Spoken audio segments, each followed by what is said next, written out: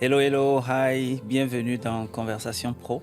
Vous le savez, c'est le moment que nous avons pour partager un peu sur les expériences professionnelles en connexion avec donc la présence de Dieu, la puissance de Dieu et puis comment est-ce qu'on peut vivre des témoignages aussi extraordinaires.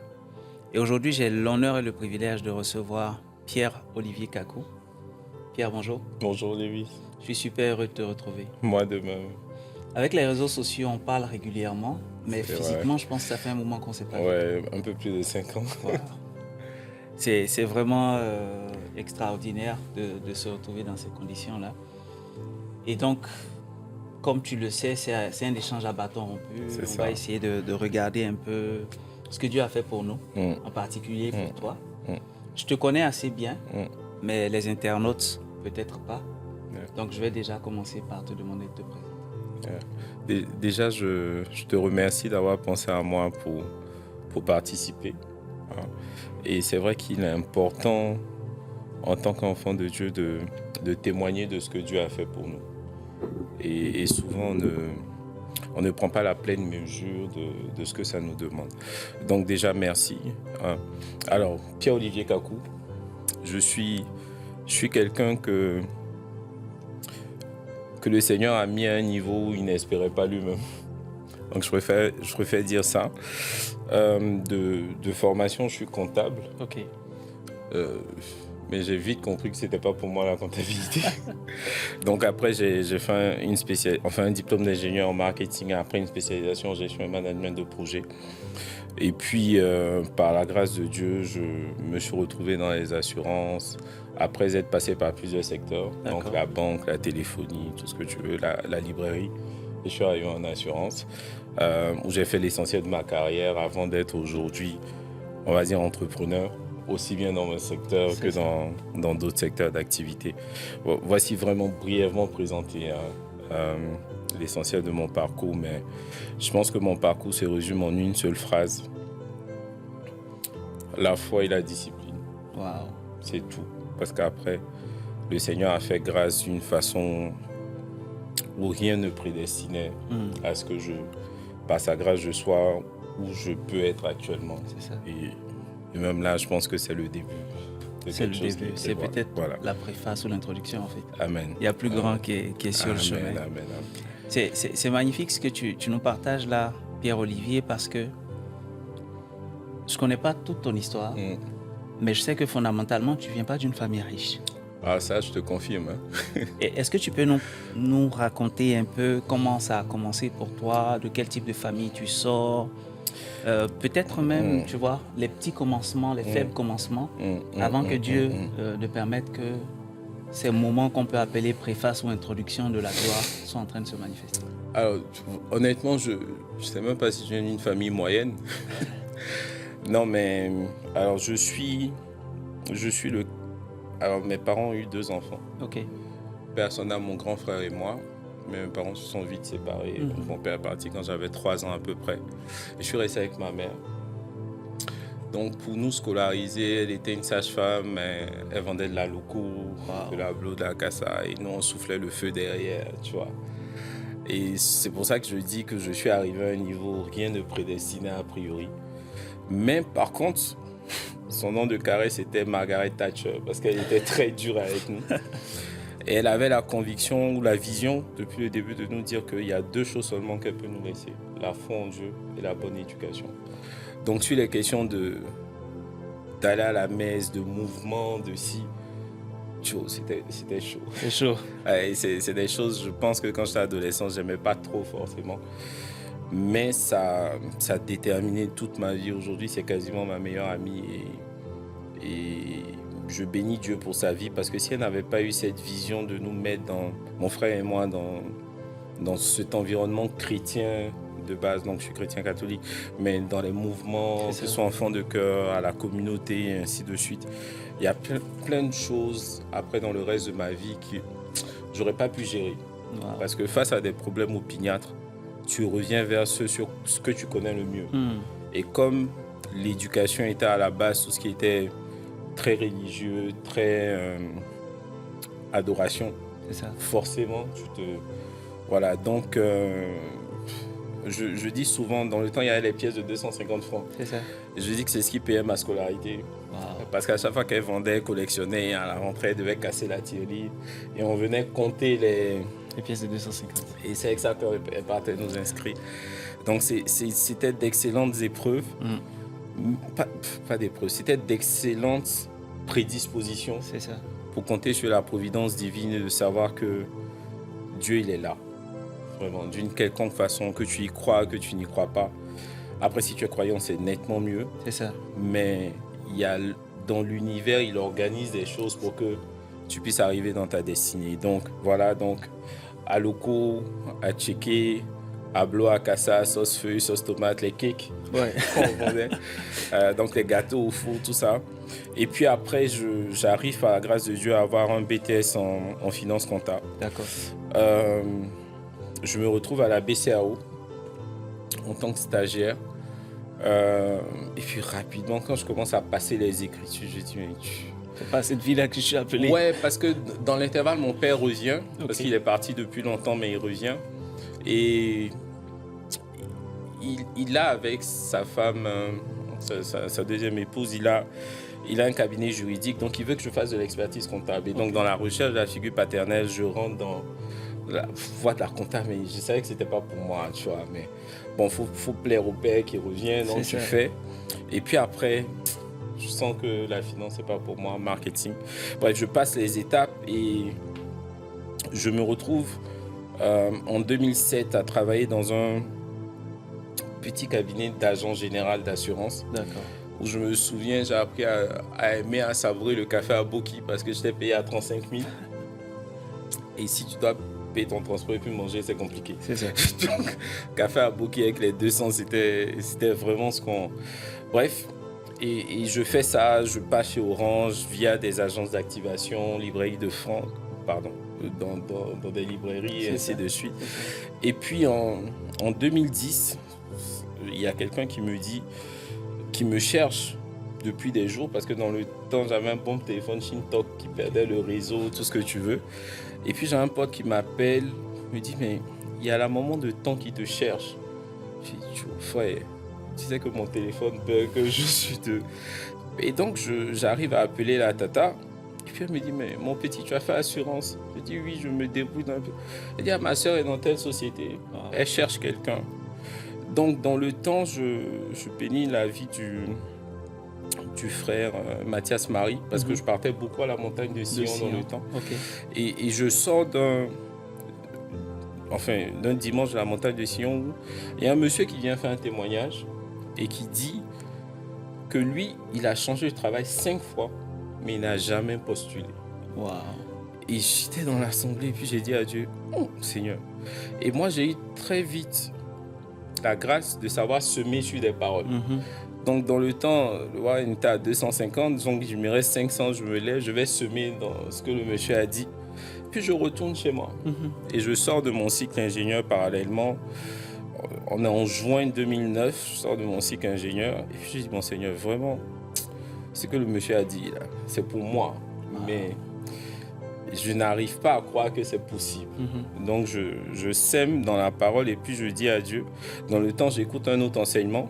Et le monsieur, il dit, le pasteur, c'est un pasteur évangélique, qui disait, si tu es confronté à une montagne de ta vie et que Dieu dit dans sa parole que la foi déplace les montagnes, mais que toi, tu pries et que tu n'arrives pas à déplacer la montagne, ça ne veut pas dire que la foi ne déplace pas les montagnes. Ça signifie que ta foi n'est pas encore grande pour déplacer cette montagne-là. Yes. Donc, va, fais des provisions de foi et reviens sur la montagne en question. Et ces deux paroles-là, en 2009, m'ont conduit. C'est ça. Et donc, je semais dans ces paroles. Et chaque matin, avant que la tata ne m'appelle, je me levais, je marchais, je partais à l'église, mais je me sapais comme si je partais au travail. Yes. Je partais à la messe. Quand je finis, je faisais l'adoration. Donc, la messe de 6h. Je restais à l'église jusqu'à 10h, 10h30. Et après, je rentrais dormir parce que je me réveillais assez tôt. Et c'est dans cette période-là que la tata m'appelle. Et quand j'arrive à l'entretien, je saute les différentes étapes. La première question que la DRH me pose au moment où elle signe mon contrat, elle me dit « Monsieur, vous êtes croyant ?» Je dis « Oui ». Elle me dit, le Dieu que vous priez, je ne le connais pas, mais continuez de le prier. Parce que ça faisait 13 ou 14 ans, je ne sais plus qu'elle était dans la société. Mais elle me dit, c'est la première fois que sur votre dossier, je vois quelque chose de pareil. Parce qu'il n'y avait absolument rien qui prédestinait. Et donc, je rentre dans cette multinationale-là, façon rocambolesque. Moi, j'y crois pas. Et après, par la grâce de Dieu, j'ai le temps de faire carrière, de changer d'employeur 7 ans plus tard, ainsi de suite, et puis de me retrouver comme ça. Mais donc, mon parcours, si je veux juste résumer, c'est un enfant de pauvre que rien ne prédestinait, mais qui a eu la foi naïve en Dieu. C'est ça. Et par la grâce de Dieu, sa miséricorde s'est posée sur moi. Et puis, donc, même mes postes de direction, tout ce que tu veux, je disais toujours aux gens, moi, je connais personne. Mais je suis convaincu que celui que je connais, là, il peut me faire rentrer partout. Et tout le monde me disait, pour être directeur, il faut connaître quelqu'un. Moi, en tout cas, je connais un gars, il gère tous les directeurs. Maintenant, je ne sais pas vous qui vous connaissez. Mais c'est comme ça qu'il y a eu plein de miracles dans ma carrière professionnelle. Et c'est comme ça que j'ai pu humblement réaliser ce que j'ai pu réaliser jusqu'à ce que je décide, par la force des choses, de commencer à me mettre à mon propre compte. Et de faire ça. Voici brièvement ce que je peux dire, mais chaque étape a été jalonnée de la main de Dieu. Ouais, c'était vraiment jalonné de la main de Dieu. Alors, tu m'envoies vraiment en plein dans la question que je voulais te poser, c'est-à-dire comment tu fais le discernement et le choix de la carrière que tu dois embrasser.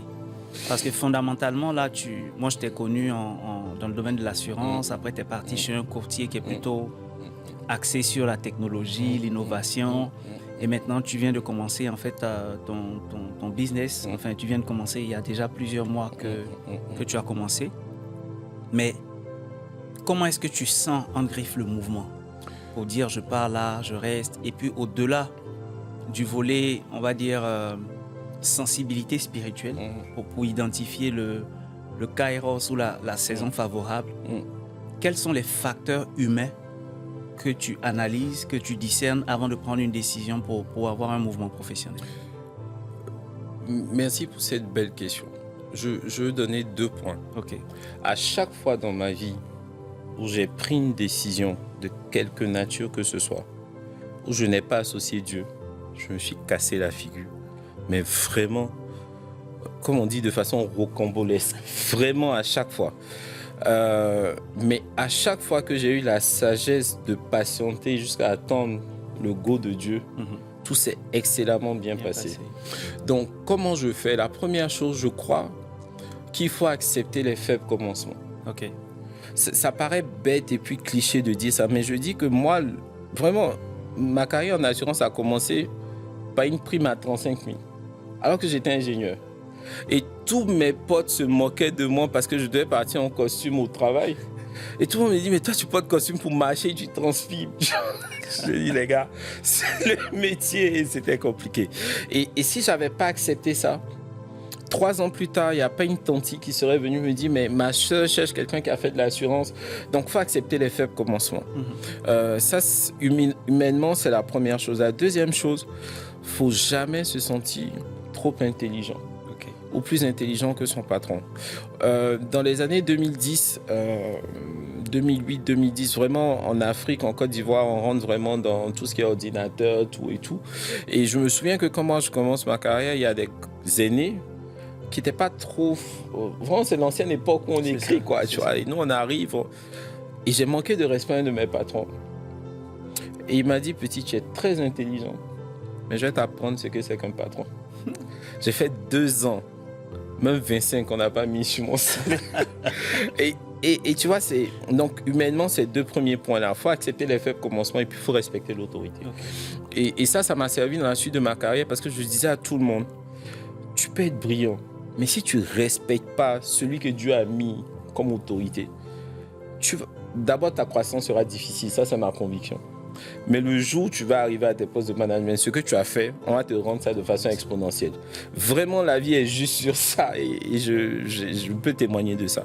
Ça, c'est les deux. Toute parole que votre enfant dit et entend peut influencer sa vie, son développement et son bien-être. C'est pourquoi prononcer fréquemment des paroles de bénédiction sur vos enfants et surtout les emmener eux-mêmes à proclamer sur leur vie peut tout changer. Comment arriver à inculquer cette habitude à vos enfants pour leur plein épanouissement? Voici l'ouvrage qu'il leur faut. Paroles de percée pour destinée glorieuse de Lewis Ekra, bien illustré avec des méditations quotidiennes pour vos enfants, accompagnées de puissantes proclamations prophétiques. Dans ce livre pour enfants, chaque page est une nouvelle aventure avec le Seigneur et chaque méditation une leçon précieuse de foi. Commandez l'ouvrage Paroles de percée pour destinée glorieuse de Lewis Ekra et offrez à vos enfants une source intarissable d'inspiration divine pour leur croissance spirituelle et personnelle.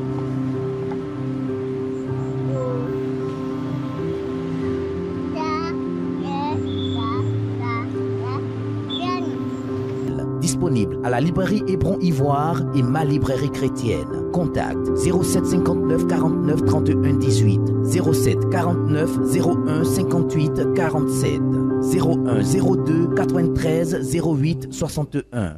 Premier point, mais sur le point spirituel, il faut savoir à qui tu appartiens. C'est ça. Moi, j'ai toujours dit, je suis un peu radical sur ça, mais il y a deux étendards. Christ et puis le monde. Vraiment, j'arrive pas à voir le milieu. Moi, je pense qu'il y a deux étendards. C'est blanc ou noir, il n'y a pas de gris. En tout cas, je vois difficilement le gris. La vie enseigne que quelquefois, bref, mais il faut accepter le compromis sans la compromission. Mais c'est difficile pour moi d'entrevoir le gris. Et donc, si tu, comme moi, tu fais confiance à l'étendard auquel tu appartiens, il faut croire au process et qu'il y a Dieu qui organise tout. Par contre, tu dois te préparer. Et donc, moi, spirituellement, comme je dis, je suis un gars, j'ai une foi naïve en Dieu.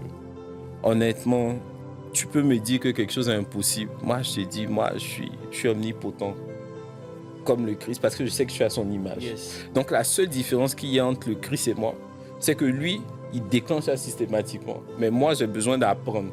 Mais parce que je crois que je suis à son image, je peux tout faire. Donc, je dis toujours aux gens, c'est difficile pour moi de me reprendre sur deux erreurs identiques. La première erreur, mais quand je m'assois, que je finis de prier, et ces process ont guidé ma carrière de façon très simple. Donc moi, humainement, oui, il faut faire ce que j'ai dit, respecter ses patrons, se préparer, tout ce que tu veux, accepter les faits commencement, avoir une foi naïve en Dieu, et puis savoir à qui on se remet. À partir de là, ça paraît bête, mais après c'est mon témoignage, C'est ça. je trouve que tout devient très facile quand tu as ça. Et moi, je suis le gars, si peu importe la grâce qu'il y a ou le fait que je ne sois pas en parfaite communion, quand je respecte ces principes-là, il y a une confiance qui renaît. Et après, quand tu ajoutes tes adorations au Saint-Sacrement, bien t'es mort. C'est le feu, c'est le feu. C'est le feu. Et ça, vraiment, c'est ce que je peux conseiller. Après, je voudrais encourager aussi ceux qui nous écoutent, parce qu'on est dans un environnement qui reste chrétien, à tout faire pour avoir une communion avec le Saint-Esprit. C'est ça. Et s'ils peuvent, à prier en langue. Pourquoi je le dis? Parce que moi, je suis rentré dans des multinationales qui avaient des problèmes de plus de 40 ans.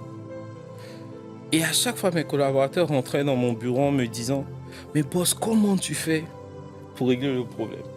Et je leur dis toujours que moi, je suis ici, là. J'ai un dealer avec Dieu.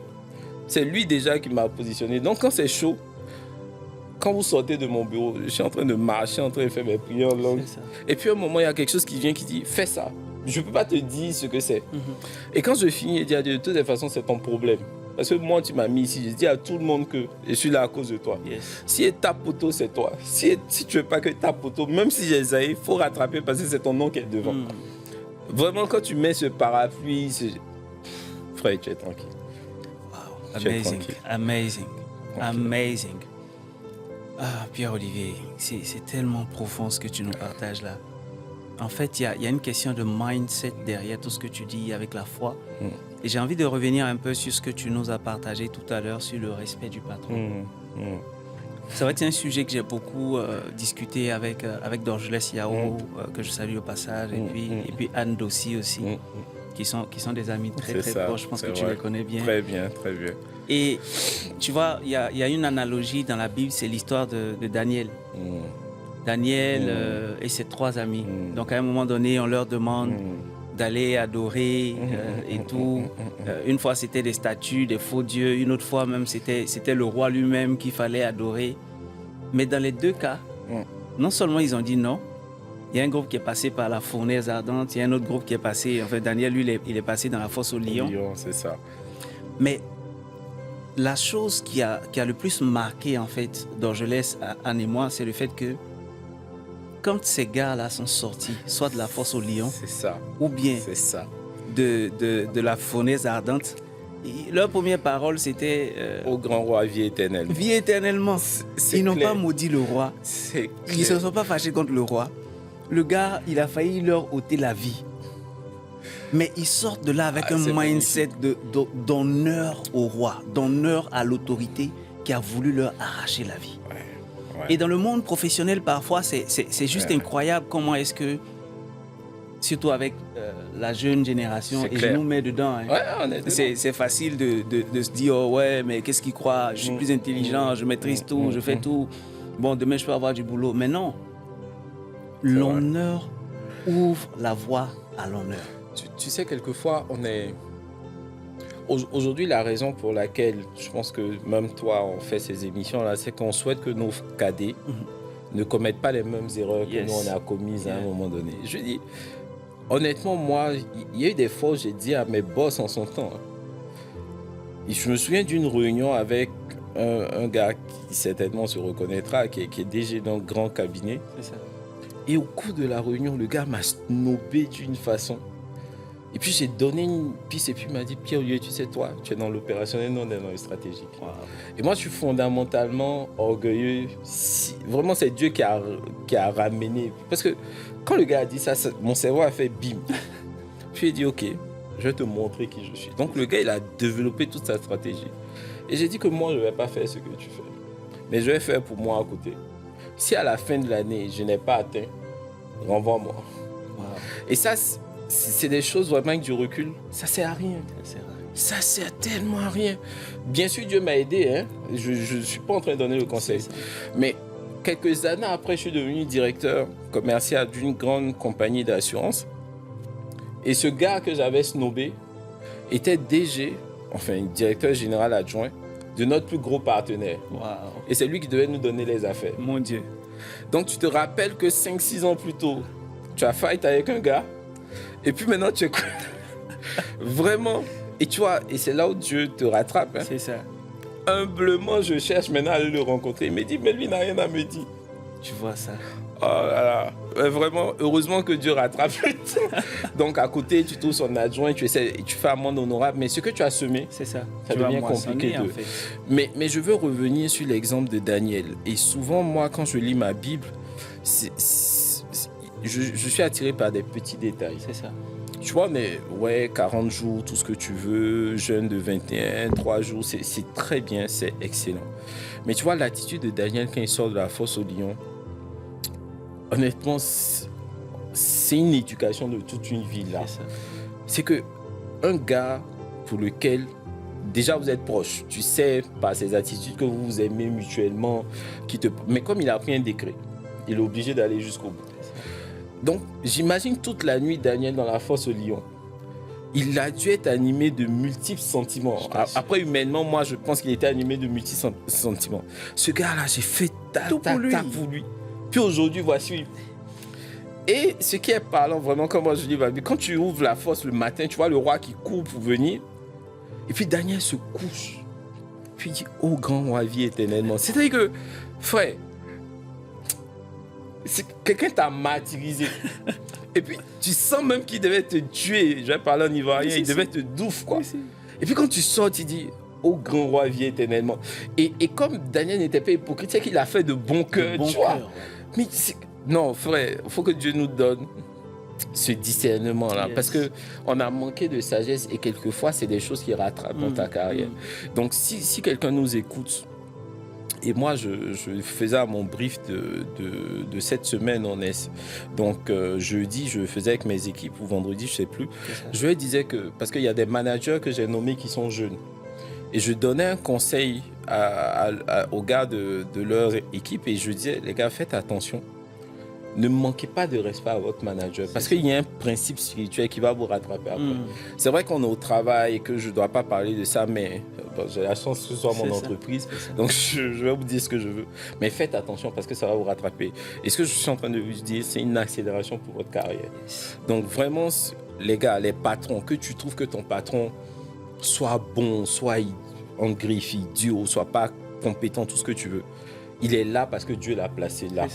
Et tu dois respecter ton autorité. Et tu lui dois un respect absolu. Et ça, pour moi, c'est des principes sur lesquels je suis devenu extrêmement intransigeant.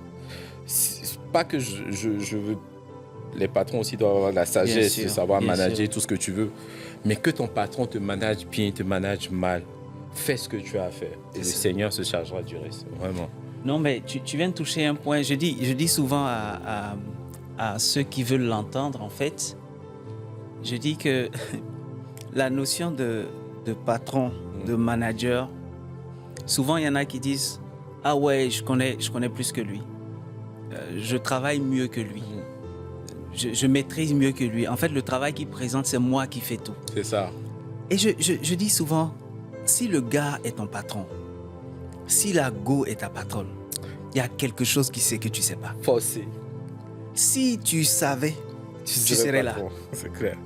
En fait, il y a quelque chose, il y a une chose, peut-être que ce n'est pas 2, 3, mais une seule petite chose que cette personne-là sait, que tu ignores. C'est la raison pour laquelle cette personne est établie sur toi. C'est vrai. Et donc, la solution, ce n'est pas de défier cette personne ou d'aller raconter que c'est toi qui fais tout, mais de chercher à comprendre quelle est cette chose que celui-là a, que celle-là a, que moi, je n'ai pas encore et qu'il me faut apprendre et développer pour que je puisse arriver plus loin. Vraiment, tu as ouvert une très belle parenthèse parce que quand tu prends souvent les gens qui sont les plus aimés en griffe dans les sociétés où on dit non, c'est le chouchou du patron, c'est la chouchou de la patronne, etc. Beaucoup de gens veulent être à leur place. Et la meilleure solution que ces personnes-là trouvent, c'est de les calomnier, de les dénigrer ou de leur mettre des bâtons dans les roues. Mais la réalité, Pierre-Olivier, c'est que parfois, si on les mettait proches de ces patrons-là, ils ne seraient même pas capables de faire la moitié de ce qu'ils font. Ils ne pourraient même pas tenir rien qu'une semaine. Ils ne pourraient pas assumer. Parce que être proche d'un grand patron, ce n'est pas juste faire des présentations et tout. C'est gérer l'humeur de la personne. Tout à fait. C'est garder les secrets de la personne. Tout à fait. C'est gérer les relations de la personne. En fait, il y a plus loin que ce que les gens voient. En fait. C'est clair. Et auquel les gens ne prêtent pas attention. Je ne sais pas si tu as quelque chose à partager sur ça. Tu sais, il y a... je pense qu'on le connaît, Vincent Cadio, qui disait que il faut savoir être genre le clone, ou je le paraphrase, ou en tout cas la doublure de son patron. C'est ça. Moi, je peux te dire que j'ai jamais hésité, le long de ma carrière, à me déplacer avec certains collaborateurs. Pas parce que ça me plaisait foncièrement, mais parce que il faut reconnaître le talent des gars qui te supportent. C'est ça. Parce qu'on n'est pas parfait. On est là, c'est bien beau, tout et tout, mais je pense qu'on a des trous noirs. C'est ça. Et moi, je suis un gars, j'essaie d'être perfectionniste. Donc, les virgules me dérangent. Et je suis emmerdant sur des petits trucs. Et si tu es à côté de moi, je peux t'agacer rapidement. C'est ça. Et quand quelqu'un te supporte, arrive à gérer ça, tu vois, les autres, là, souvent on fait... Hier, je dînais avec mes collaborateurs, mais quand tu fais un bonus à cette personne, ils ne peuvent pas comprendre. Eux, ils voient juste, c'est le bon petit ou la bonne petite du patron, mais ils ne mesurent pas en fait ce qu'il y a derrière. Mais je peux t'assurer que pour avoir été dans la position d'adjoint et avoir été responsable, c'est un talent dont il faut demander la grâce à Dieu parce que ça demande énormément d'humilité. Yes. Et c'est pas évident de mettre de côté quelquefois sa vie personnelle pour gérer le travail de quelqu'un qui en fait n'est pas ton parent. Il y a aucune... C'est vrai que la personne te paye, mais honnêtement, tu peux trouver mieux ailleurs. C'est ça. Et ça, il faut savoir récompenser ces personnes-là. Mais moi, ce que j'ai envie de dire sur ça, c'est des grâces à demander. Dans la dynamique de foi dont je parle et de discipline, il faut être sensible à l'écoute du Seigneur et à son Saint-Esprit. Il y a un pasteur qui a écrit un livre qui s'appelle « Bonjour Saint-Esprit », qui le dit souvent qu'en fait, le Saint-Esprit est une personne qui est avec nous au quotidien. Mais qu'on n'a pas le courage d'appeler comme si c'était notre ami. C'est ça. Pourquoi je touche ce point à ce moment? Ce que je veux dire, c'est qu'il y a des choses qui ne sont pas faciles à faire. Mais quand tu demandes au Saint-Esprit d'eux, je ne dis pas que ça devient automatiquement, mais si tu es dans la discipline, ça finit par le devenir. C'est ça. Et tu te surprends à y arriver sans... Quand même, à la fin de la journée, tu y es arrivé, quoi. Et tu es un gagnant, ne serait-ce que pour ça. Et souvent, les jeunes, les frères, même nous-mêmes, il y a toujours quelqu'un, enfin, il n'y a pas plus grand, il y a toujours quelqu'un qui est plus grand que le plus grand. Ça. Il faut avoir l'humilité d'être ouvert et puis de demander au Saint-Esprit. Et ça, c'est une clé essentielle. Magnifique. C'est une clé essentielle. Magnifique. Waouh. Je ne sais pas, pour vous qui nous suivez, mais moi, je suis pleinement édifié, je suis bâti et j'ai encore appris, en tout cas, pour ma carrière. Vous rêvez d'une carrière professionnelle riche et prospère. Vous voulez connaître les clés du succès dans votre travail et vos entreprises. Cet ouvrage vous révélera les secrets pour réussir.